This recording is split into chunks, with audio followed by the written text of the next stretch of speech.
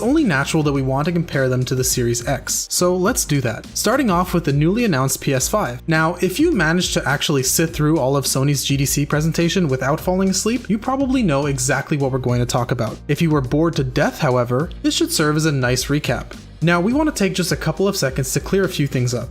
The press conference that Sony held was at the GDC, the Game Developer Conference, and was aimed 100% at game developers, which is why it seemed so boring. That's also why we didn't see the console reveal or any gameplay. However, the tech that Sony did reveal was extremely impressive, and we'll get to that later. For now, here are the raw spec comparisons. Sony is rocking an 8-core AMD Zen 2 CPU, clocked at a variable frequency of 3.5 GHz. Their GPU is a custom RDNA 2, clocked at a variable frequency of 2.23 GHz.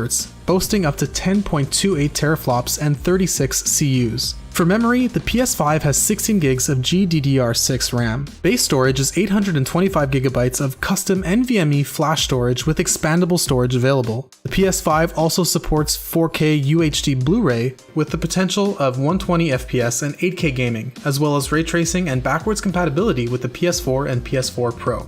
Got all of that? Now, to compare, the processor on the Series X is also an 8-core Zen 2 clocked at a higher, consistent 3.8 GHz, and their GPU, which is also an RDNA 2, clocked lower at 1.825 GHz, but with 52 computational units boasting a hefty 12 teraflops. Microsoft is also rocking a custom NVMe SSD with base storage of 1 TB, as well as 16 gigs of GDDR6 RAM.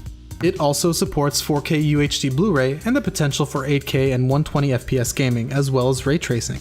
The Xbox, however, is backwards compatible with all previous consoles. So if we get to the brass tacks, the Xbox is leading the pack in terms of raw computing power. Teraflops and computational units, or CUs, are basically a way to quantify how much graphical computing power the system has. Essentially, the higher the teraflops and the more CUs, the more complex and high-resolution in-game textures can be. On the Xbox side, we not only have a higher clock speed on the CPU, but more teraflops and more computational units for the GPU. The Xbox also promised far more in terms of backwards compatibility. We don't have specific details as of recording this video, but for now, Microsoft has promised complete backwards compatibility. The PlayStation does edge out the Series X in terms of read and write speeds from their custom flash storage and controllers, but will that make up for a nearly 18% difference in GPU computing power? Only time will tell. We also want to see how this variable frequency is going to work for the PlayStation. Will it improve power consumption and therefore mitigate heat and noise? Or will it cause for frames to start dropping if the CPU starts thermal throttling, which happens when components get too hot? We know that the Xbox is going to be pedal to the metal the entire time, and hopefully there are no thermal limitations there either. Sony is making a big deal of the storage speeds, and in that regard, it's significantly faster than Microsoft's offerings. They both have custom flash chips, but Sony is capable of read and write speeds of up to 9 GB per second of compressed data, versus Microsoft's 6 GB per second. In theory, with both of these consoles, load times should be a thing of the past.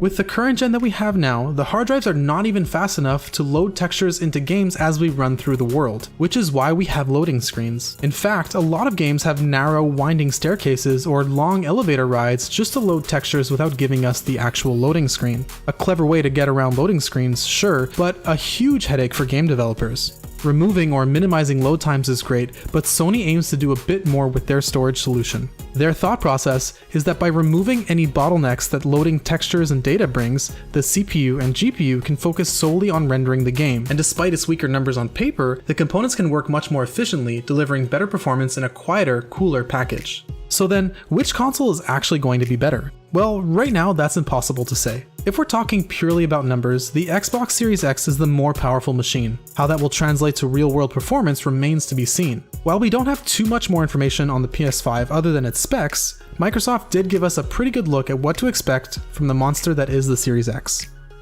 We think Microsoft has a few advantages so far in this war. Firstly, they came out with a bang and released the console in a pretty big way early on. Meanwhile, Sony has been tight-lipped on the PS5. We haven't even seen the actual hardware and only just recently learned about its specs.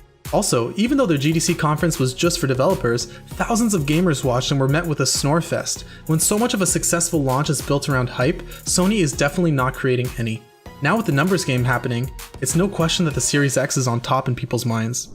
As we discussed earlier about the technical specifications, the Xbox is simply more powerful. Sony claims to be more thoughtful and intuitive, and if that's true, they may actually have a more powerful console with a better gaming experience. In some cases though, bigger is not always better. If you think about the mobile industry, Android devices usually have larger spec numbers but oftentimes perform the same or worse than iOS because of the efficiency of Apple's software and hardware. Comparing the consoles like this is similar to comparing two supercars in terms of raw horsepower. The one with more horsepower may likely be faster, but we need to consider other variables like weight and aerodynamics. Plus, even if one can reach a higher speed than the other, that doesn't necessarily mean it's better on the track. The truth is though, for now, all we have are these specs, and there's no denying that the Xbox Series X has the hardware advantage as well.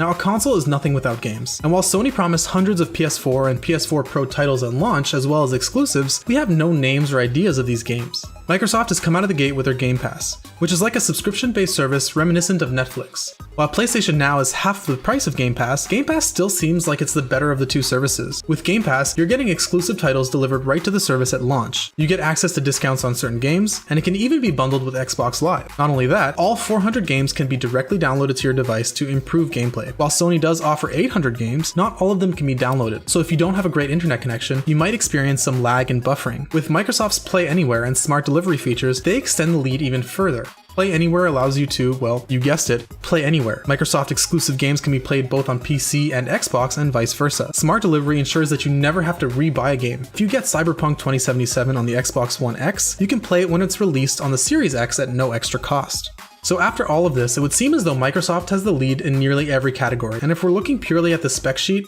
that's basically how it is. What would Sony need to do to try to take this lead back? Well, for starters, PSVR was a huge success for the PS4, and it really brought VR to the masses with its ease of use. Going forward, Sony is most likely going to release a PSVR 2. Now, of course, everything about the PSVR 2 is rumored and nothing is confirmed by Sony, but given the success of PSVR, it only makes sense. The question is, what will the new headset bring? Will it just be a spec bump, or will it be completely wireless and bring new hardware like the rumored controller that enables finger tracking?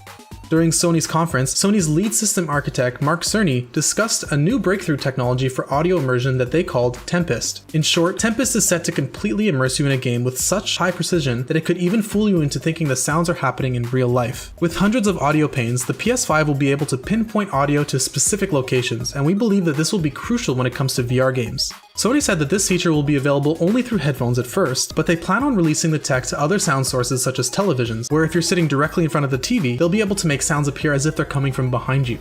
Microsoft also revealed that they're taking sound very seriously with their audio ray tracing technology, but it seems as though Sony is taking it to another level. Of course, like with everything else in this video, time will tell. Finally, we have the developers. During the Sony conference, they made it clear that this console was built for the developers. A lot of what we put into a console derives directly from the needs and aspirations of the game creators. They went and asked game developers what the most important components were when designing a game and what they can do to improve their process. The answer, according to Sony, was unanimously storage speed, which is why Sony puts so much into their custom SSD.